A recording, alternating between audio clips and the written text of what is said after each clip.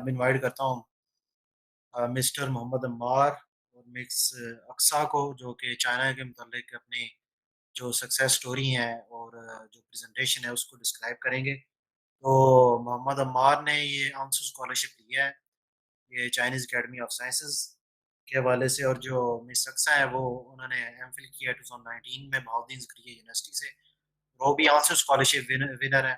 Xinjiang technical institute में physics और chemistry के ऊपर वो रिसर्च कर रही हैं, और जो बैटरीज हैं उसके ऊपर उनकी रिसर्च है। तो ये देखते हैं कि वो क्या बताते हैं, कैसे वो स्कॉलरशिप उन्होंने विन किया, और वो क्या इन ब्रीफ इंट्रोडक्शन देते हैं। Thank you, over to you Amar.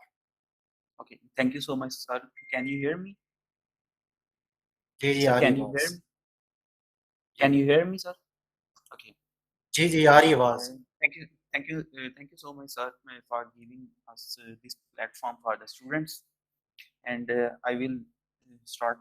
You should, for the students, you should have a mentor whom you can follow and get motivated by him. Mentor is very much important in your life. You should have a sticky nature. Like, don't get frustrated when being failed to attain what you want or about your achievements. Try hard until the success. You should be sincere about the scholarship. Like we say, pakki niyat. Build up your skills. Try to overcome your mistakes. Especially check your CV to your mentor or high achievers to improve yourself. Update your knowledge and research qualities, and try to follow the professors of your desired work. You can follow them on Twitter, even on Facebook. You can log in some Facebook pages. And you need consistency. Consistency is very important. Be conscious while online your application. Check for spell mistakes. I will personally share my experience about spelling mistakes later in this topic. When I talk about me, I started finding opportunities after my graduation. You can say when I met Dr. Vikas in Sivas Jung, he was the big opportunity for us, and he was a big motivation for us to go for the scholarships. We get obviously he initiated ignite in us to uh, go toward the scholarship and to find scholarships. Even he shared a lot data and motivation with me, and also he shares with other students. The students who are under his supervision, they are really lucky. Success is not just one thing. Summarizing days, actually, it is the sum of many small achievements, or even I can say failures. Failures, when we look backward to a success, these are a combination of some failures also. And I shared my personal experience about failures. I applied sorry for. अमार, मैं interrupt कर रहा हूँ। आप please Urdu में ही continue करें, क्योंकि कुछ students शायद Okay, वो उनको मुश्किल हो ज़रा समझने में। Thank okay, you. okay, okay. अच्छा, तो मैं अपना जो एक्सपीरियंस है वो शेयर करता हूँ कि जब मैं मास्टर में था, तो अपॉर्चुनिटी के लिए मैंने अप्लाई ये एमफिल के लिए मैंने अप्लाई किया था चाइनीज़ यूनिवर्सिटीज़ में। सर वक़ास से मेरा तब इंटरेक्शन था, सारा बी कैंपस में थे, आए नए-नए, और सर ने काफ़ी मटेरियल शेयर किया। पहले तो सर को ये था कि स्टूडेंट जस्ट आया है, कि बहुत सारे स्टूडेंट्स अक्सर आते हैं, कहते हैं भाई स्कॉलरशिप का बता दें, उसके बाद गायब हो जाते हैं। कुछ तो इस तरह से टेक्स्ट कर रहे होते हैं कि जैसे हमने ही उनका मोटिवेशन लेटर भी लिख देना और हर चीज़ हमने उनको फिल करके देनी है। लेकिन जब सर को लगा कि बच्चा सिंसियर है, तो सर ने काफ़ी शेयर किया, और उसके लिए मैं शुक्रगुज़ार भी हूँ सर का। फिर अनलकीली मेरा चाइनीज़ स्कॉलरशिप ना हो सका, और मैंने एमफिल युवास से ही स्टार्ट कर लिया दोबारा से। और वहाँ मैं सब कैंपस झंग में चले गया एमफिल करने के लिए अगेन। वहाँ पे ये बेहतर हुआ कि मुझे सर अलीज़ हुए, उन्हें मैं अपना मुर्शद मानता हूँ, और डॉक्टर मोहम्मद फ़ारूक साहब जैसे टीचर्स का मुझे बहुत अच्छा साथ मिला।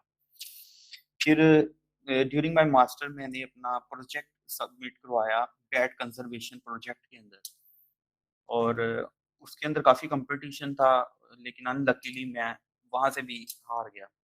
और बाकायदा उन्होंने मुझे ईमेल की और उसके अंदर उन्होंने मुझे बहुत मोटिवेशन की।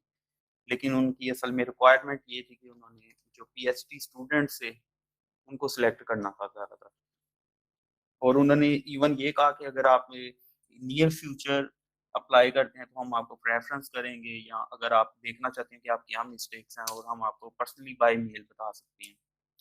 और अच्छी अपॉर्च्युनिटी थी, लेकिन अनलकीली ना हासिल कर सका मैं। उसके बाद मैंने एमफिल के अंदर ही सेमेस्टर एक्सचेंज प्रोग्राम के लिए वुहान इंस्टीट्यूट ऑफ वायरोलॉजी में अप्लाई किया, और साथ ही फिर अनलकीली कोविड-19 आ गया, जिसकी वजह से ना सिर्फ मैं बल्कि पूरी दुनिया ही मुतासर हुई है और आज तक मुतासर हो रहे हैं। ये इसके बाद आई अ, जब इंसान बहुत सारी अपॉर्च्युनिटीज़ को अवेल नहीं कर पाता, तो वो ऑब्वियसली सैड हो जाता है और डीमोटिवेट हो जाता है। और जैसा कि मैंने शुरू में कहा था, एक मेंटर होना चाहिए, और मेंटर आपको मोटिवेट करने में बहुत अहम किरदार अदा करता है। इसी तरह फिर मुर्शिद पाक काम आए, sir Ali Zuhaib, sir Farooq, sir Waqas, they again motivate me. और फिर से उसी तरह से फिर मैंने एक चीज़ मैंने जो सोची, मुझे ये था कि ये आखिर फेलियर्स किस वजह से हैं। सेल्फ असेसमेंट वर्ड इसके लिए मैं यूज़ करूँगा कि self assessment is very important. अगर आप इतनी अपॉर्च्युनिटीज़ अगर लॉस भी हो रही हैं, तो आप ये देखें आखिर मसला कहाँ पे है। उसके लिए मैंने स्टेप बैक किया, अपनी दोबारा से सीवीज़ और अपना रिसर्च प्लान हर चीज़ को चेक किया, और सीवीज़ मैंने अपने टीचर्स को दिखाई, और उनके अंदर काफ़ी मिस्टेक्स थी। उन मिस्टेक्स को दूर किया। फिर रिसर्च प्लान जो होता था, उसके अंदर इवन डॉट्स की गलतियाँ तक थी। हमें ये नहीं मैंने बहुत सारे हम जब रिसर्च प्लान लिख रहे होते हैं, तो पाकिस्तान में मैंने ये देखा कि अक्सर चल जाता है काम, कहते हैं चलाओ टपाओ काम।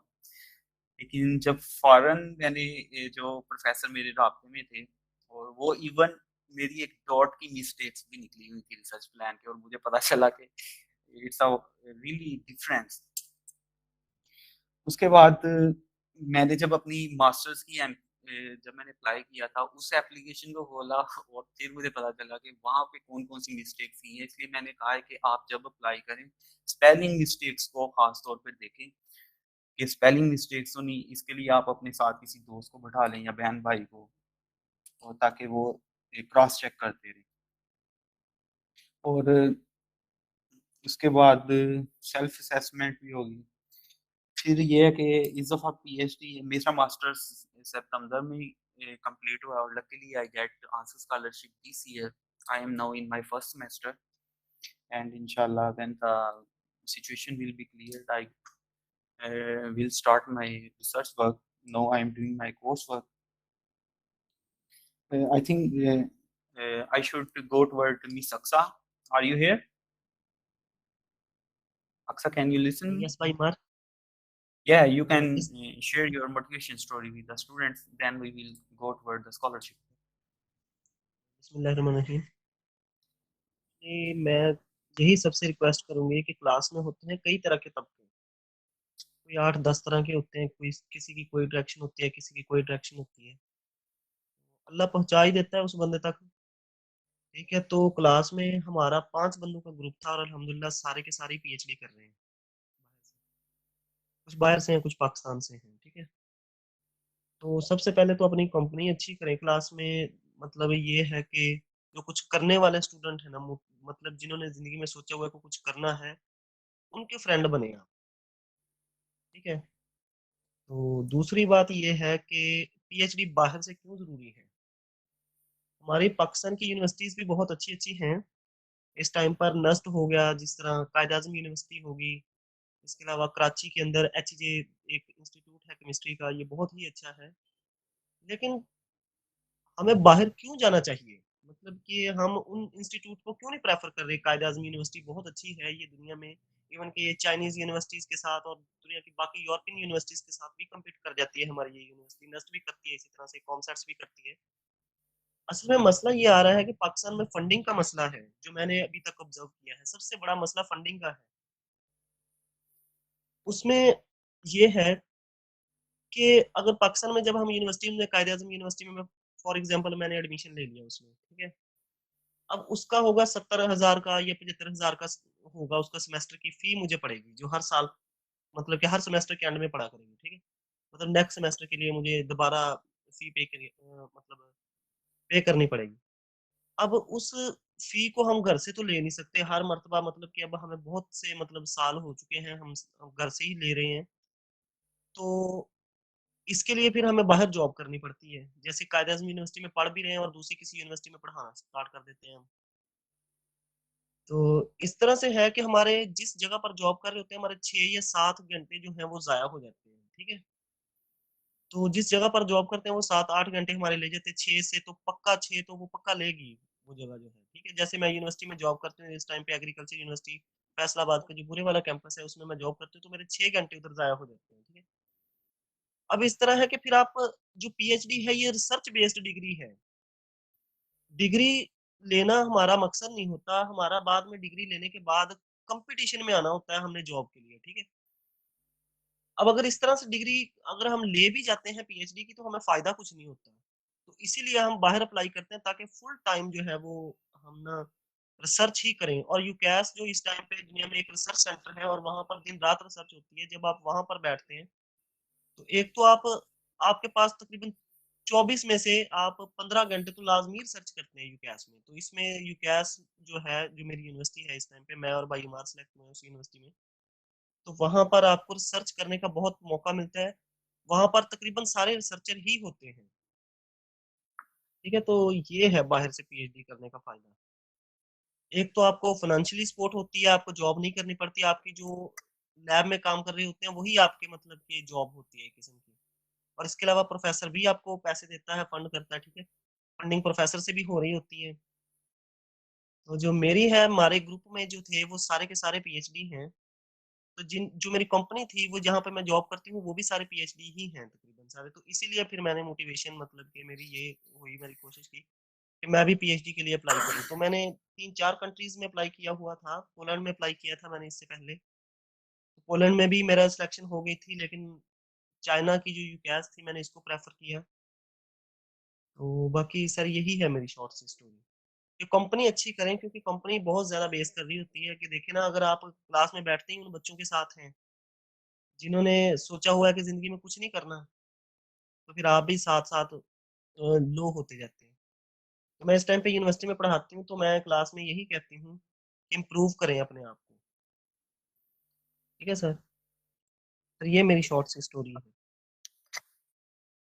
ओके, अच्छा, सही। अब टाइप्स ऑफ स्कॉलरशिप्स के अंदर मेनली डिस्प्ले है आंसू स्कॉलरशिप। ऑब्वियसली अक्सर ये चाइना में कहते हैं चाइनीज गवर्नमेंट स्कॉलरशिप है, और सबसे जो हाईली पेड है वो आंसू स्कॉलरशिप है। उसके बाद चाइनीज गवर्नमेंट स्कॉलरशिप है सीएसई, फिर यूकैस फुल और यूकैस पार्शियल प्रोग्राम्स आ जाते हैं। आंसू में डॉक्टर्स स्कॉलरशिप को ये स्टाइपेंड पे करते हैं 6,000 to 7,000 yuan, and accommodation is not provided in this. Masters को 3,000 युआन और 1,000 युआन की सब्सिडी प्रोवाइड की जाती है इंस्टीट्यूट की तरफ से। सीएसई में जो डॉक्टोरल और मास्टर्स हैं, डॉक्टोरल 5,000 युआन और मास्टर्स 3,500 युआन। अच्छा, यहाँ पे डिफरेंस ये है कि सीएसई पे अगर आप अलहदा से अप्लाई करते हैं तो उसके अंदर आपको 3,500 युआन मिलेंगे। अगर आप इसी आंसू स्कॉलरशिप की एप्लीकेशन के अंदर जाके सीएससी की एप्लीकेशन का आप नंबर दे देते हैं तो 1,500 युआन बढ़ जाते हैं आपके, और वो 5,000 युआन हो जाते हैं। इसके अंदर अगर आप इन ऑन कैंपस हैं तो आपको फ्री रेजिडेंस मिल जाएगी, और अगर आप बाहर जाते हैं तो पीएचडी के लिए 1,000 की सब्सिडी है, और जो मास्टर्स के लिए उनको 700 युआन की। इसी तरह से यूकेएस जो फुल प्रोग्राम है डॉक्टोरल के लिए 3,500 युआन उनको, और मास्टर को 3,000, और फ्री ऑन कैंपस इनको सब्सिडी होगी। यूकास पार्शियल प्रोग्राम ऑलमोस्ट ये आप पे ही डिपेंड करता है, आपने ही इसकी फीस और सब कुछ पे करना है। इसके बाद एप्लीकेशन प्रोसीजर के लिए गिवन लिंक्स दे दिए गए हैं भाई, आप इन पे क्लिक करें और आप एडमिशन रिक्वायरमेंट्स भी देख सकते हैं। एप्लीकेशन फिल अप कहाँ पे करनी है उसके भी दे दिए गए हैं, और CSE की एप्लीकेशन अलग से वेबसाइट है, वहाँ पे जाके आपको फिल करनी पड़ेगी, और इसका नंबर आप आंसू स्कॉलरशिप में देंगे। एप्लीकेशन टाइम नवंबर से ये ओपन हो गए थे और ये मार्च तक इनकी डेडलाइन रहेंगी। 2021 में मार्च 30 मार्च तक इन्होंने डेडलाइन दी थी, और 1 महीना अप्रैल का एक्सटेंड कर दिया था इन्होंने। इसी तरह से given deadlines are given, you can see. इसी तरह से HEC स्कॉलरशिप भी है चाइनीज गवर्नमेंट स्कॉलरशिप के लिए। ये इसकी जो लास्ट डेट है वो 3 जनवरी है, और इसका तरीकाकार बाकी स्कॉलरशिप से डिफरेंट इस तरह से है कि आप CSE पे डायरेक्टली अप्लाई कर सकते हैं, आंसू में डायरेक्ट करेंगे। लेकिन अगर आपने HEC के थ्रू करना है तो आपको एप्लीकेशन HEC पे फिल करनी पड़ेगी।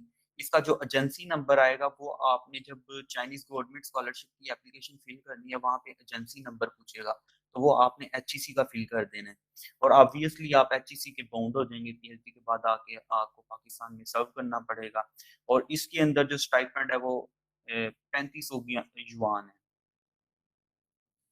और जो HEC के थ्रू ऑफर्ड प्रोग्राम वो अंडर ग्रेजुएट स्टूडेंट्स के लिए भी अवेलेबल है, जो कि हमारे अक्सर स्टूडेंट्स को नहीं पता, और मास्टर्स डॉक्टोरल तो ऑब्वियसली है यहाँ पे।